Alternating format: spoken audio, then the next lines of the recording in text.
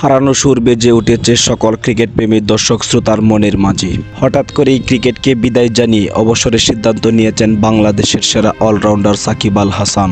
তবে তিনি ইচ্ছা পোষণ করেছিল নিজের দেশের মাটিতে খেলার মধ্য দিয়ে টেস্ট ক্রিকেট থেকে বিদায় নেবেন।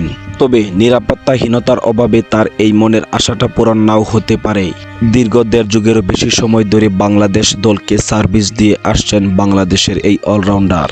তাই একটি বিদায়ী সংবর্ধনা তার প্রাপ্যই ছিল।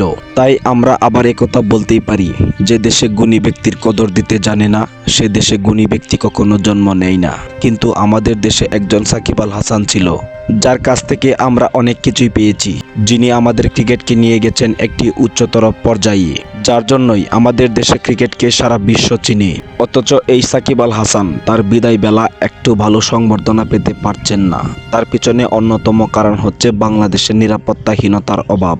যদি বাংলাদেশ তাকে নিরাপত্তা দিতে পারত, তাহলে হয়তো তিনি আরো অনেক দিন বাংলাদেশ দলকে সার্ভিস দিতে পারত। তা না হলে তিনি হঠাৎ করে এভাবে অবসরে চলে যেতেন না।